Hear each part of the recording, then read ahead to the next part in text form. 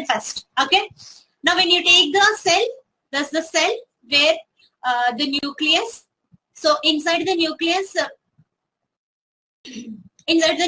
we are having the chromatin. Okay. Chromatin. Chromatin is nothing but thread-like structure. Thread-like structure which you will find inside the nucleus. That's the first step. Now when you take a part of chromatin, I'm drawing it in a flowchart pattern. Okay, understand. When you take chromatin part, a part of thread-like structure, you will find chromosomes.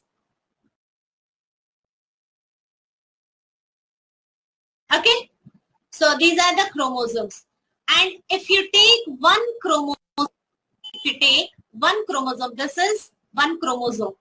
If you take one chromosome, each chromosome is made up of nucleosome.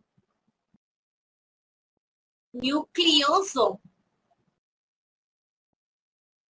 And if you take part of nucleosome, so this whole thing, the coiled one inside each chromosome is nucleosome.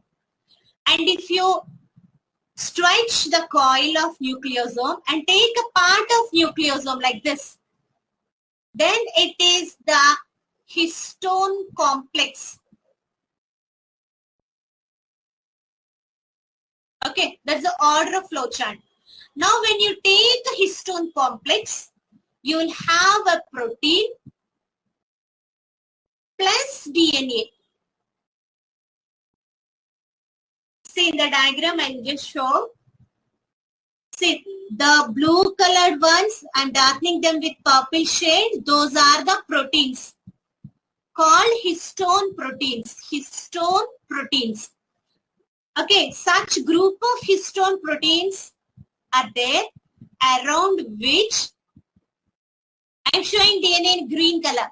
Around which you will have DNA coiled like this. So the coiled one is nothing but the DNA. So that together forms histone complex, which forms nucleosome. Okay. Now when you take DNA individually, so this structure of double helix I already explained. Who are the scientists which gave the double helix model for DNA? Some of the topics, Baxen and Crick. Okay, Baxen and Crick are the one who gave the DNA double helix model. Okay, when you take the DNA double helix model, you will be having base pairs. This also explained the nitrogen bases. What are the names of the nitrogen bases?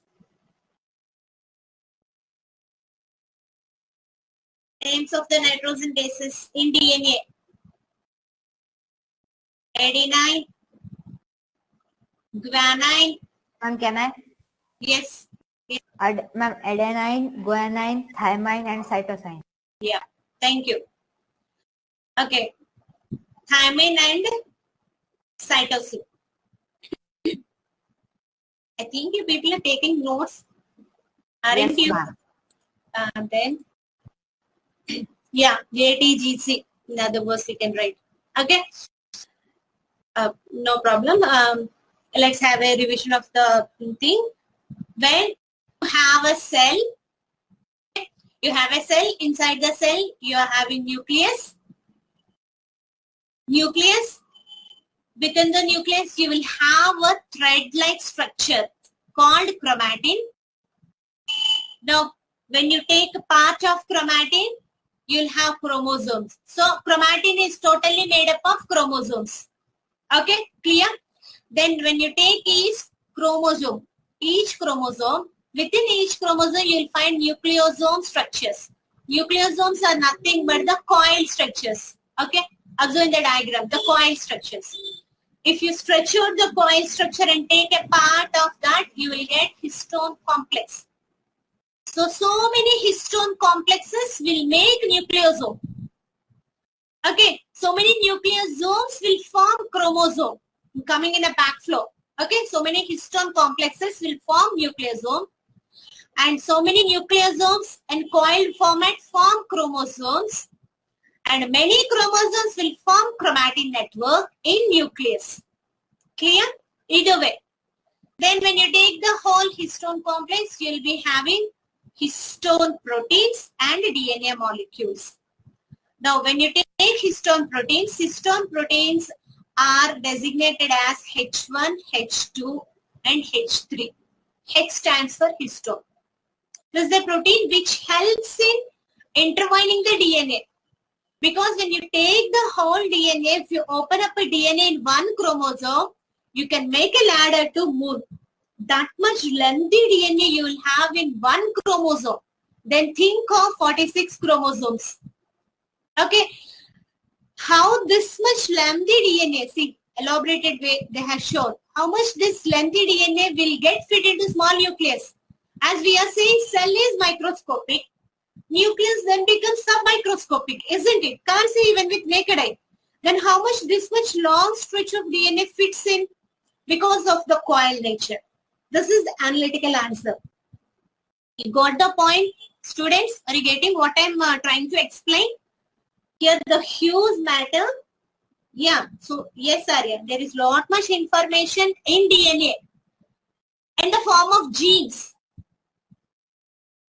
And that genes are arranged in such a compact way for which you need histone proteins. That's the role of histone protein here. Okay, when the histone proteins will wind up like this, it makes it in a coiled way and all the chromosomes can fit into a nucleus. This is how such a huge structure gets fit into compact. We have a whole universe when we can take the ladder to universe. Yes, of course. That's what we say, that our human body has to be explored more. What we know till now, that's only part of it. Like you know only part of universe. Like that human body also we know only part. That's why so many viruses cannot be controlled. So many diseases cannot be diagnosed. Chromatin material, heterochromatin and euchromatin. Just a terminology, but a small difference is there. The chromatin material, which is very much highly coiled, is euchromatin. So when you stain the nucleus, this chromatin will be darkly observed, and heterochromatin is the loosely arranged chromatin. The network will be loosely arranged. That is heterochromatin, and when you stain nucleus, this will be look in a light. So that's the difference between the chromatin material, which is highly coiled, which is lightly coiled, which can be stained darkly, which can be stained lightly. That's all. Hetero and euchromatin.